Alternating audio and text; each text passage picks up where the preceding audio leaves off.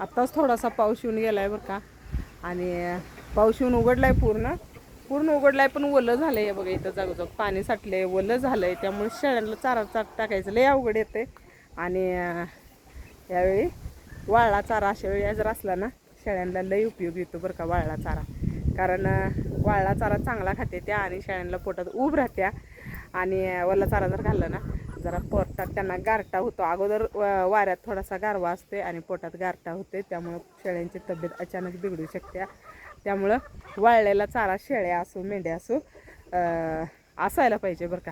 खरंच वाळला चारा लई महत्त्वाचा आहे. तेव्हा कोंबड्या अशी साठलेलं पाणी पिते ते ना, ह्यानं कोंबड्या आजारी पडते ते बरं का शक्यतो.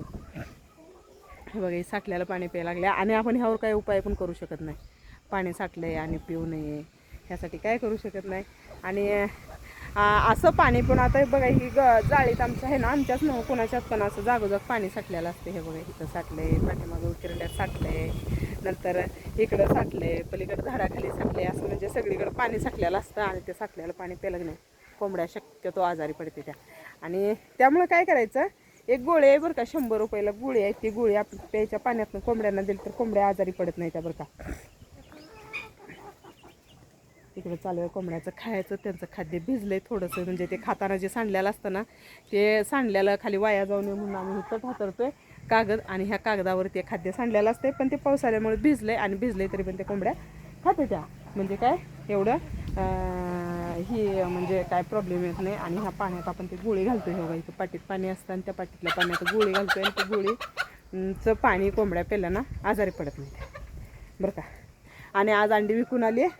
आणि अंडी विकायला जाताना कसं होते हे सांगू काय तुम्हाला, लय म्हणजे लय गडबड होते. आपल्याला एक दादाने विचारले की अंडी विकायला गेलेलं एक व्हिडिओ बनवा, पण काय होतंय सकाळी एवढी गडबड असते, गडबडीची अंडी भरायचं घेऊन जायचं लक्षातच येत नाही व्हिडिओ करायचा, त्यामुळं राहून जाते.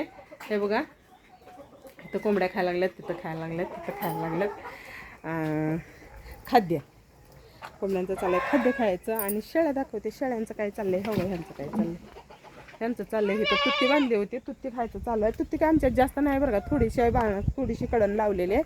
आणि ती जरा पिल्लांसाठी तेवढीच थोडीशी आणतोय. इकडं चालू आहे झाडू मारायचं.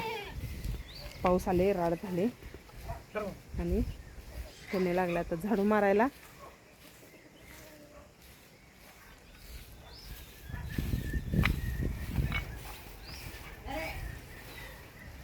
आणि ह्यांना घातल्या ओली वैरण सकाळपासून घातली आहे, पण आता जरा काय घालायचं माहिती आहे का, हरभऱ्याचं बुसकट घालायचं ह्याला. पण इथं बाहेर घालणार नाही, कारण 4 शेळ्या एका जाग्याला बांधून त्यांना इथं बुसकट नाही खायला येत. पण आत त्यांचं जी गोठा आहे ना त्या गोट्यात त्यांना 4 शेळ्या एका जाग्याला बांधल्या ना त्यांना एकत्र खायला येते. आपण शेळ्यांसाठी दावण बनवायचे, पण थोडासा टाईम आहे अजून बनवायला. आणि तोपर्यंत शेळ्यांना आहे असं टपातनीच घालायचं चालू आहे. म्हणजे ते बॅरल कट केलेलं नाही त्यातनंच घालतोय. शेळ्या एकदम चांगल्या खाते त्या. आता हे जवळ येऊन उभा राहिले म्हणजे ह्याला दूध पाहिजे झालंय. आणि शेळीचं पाय धरल्याशिवाय ह्याला दूध प्यायला येत नाही, कारण दुसऱ्या शेळ्यांचं दूध ह्याला पाजतो. ह्याच्या आईचं आहे ना दूध इतकं दोघांना नाही इतकं पुरत, पण हे तेवढं दुसऱ्या शेळीचं पितं. त्या बांड्या शेळीचं बोकड आता दूध प्यायचं बंद झालंय आणि ही पित आहे, त्यामुळे हे जवळ येऊन उभा राहते माणसाच्या. जवळ येऊन उभा राहते आणि दूध प्यायला लागल्यावर सुधारलाय. पण बघा काय छान झालंय की नाही, बोकड मस्त झालाय. तर असू द्या, लई दिवस झालं व्हिडिओ टाकला नाही. आणि काय होतं माहिती आहे का, कामातनं व्हिडिओ टाकायचं नाही होत. आणि कोंबड्यांसाठी म्हणजे आपल्याला एक दादाने म्हणजे त्यांच्या कोंबड्या आहेत त्या वाटतं, आणि ज्यांना कोंबड्या आहेत त्या ज्यांच्या कोंबड्या किंवा शेळ्या आहेत त्यांना अनुभव असतो बरं का. आणि तर ती कोंबड्यांना जे पायाला फोड उठल्या तर ती फोड कोंबड्यांच्या खाली जास्त दिवस ती घाण साठलेली असली तर त्यामुळं होत्या एखाद्या वेळी असं त्यांनी सांगितलं होतं. तर गोठा आपण सारखं स्वच्छ करतोय बरं का, असं म्हणजे त्यात घाण साठवून ठेवत नाही. सारखं 8 दिवसाला तूस टाकलेलं असतं. आपलं जे तांदळाचं तूस असतं ना ते तांदळाचा कोंडा टाकलेला असतो. आणि त्या कोंड्यावर कोंबड्या 8 दिवस राहिले की 7-8 दिवसात आपण ते झाडून काढतोय. आणि एकदम असं ओलसर पण अजिबात नसतो. झाडून काढताना ते भरताना वास बीस अजिबात मारत नाही बरं का, कारण ते वाळलेलं असतं त्यामुळं वास मारत नाही. तर स्वच्छता तर चालूच आहे, पण उष्णतेनं पण उठते त्यामुळं फोड्या, आणि उष्णता भरपूर होते. आता फोड्या फक्त 2 कोंबड्यानं उठल्या त्या बरं का, त्याच्यानंतर फोड्या उठल्या नाही. त्यांच्या कोंबड्या उभा राहायला लागल्या होत्या किंवा आजारी होत्या त्या पण कोंबड्या सगळ्या. रिपेअरी झाले त्या का माहिती आहे का, अनुभव यायला पाहिजे.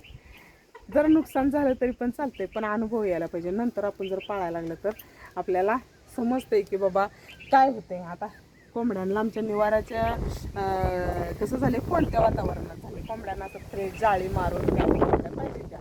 तर आमचे कोंबडे संध्याकाळी कोंडायला आत घरात यायच्या, त्यामुळं कोंबड्यांना मोकळं वातावरण मिळत नाही, मोकळी हवा मिळत नाही, कोणती हवा होत्या आणि त्यामुळे त्यांना व्हायला लागल्या उष्णता.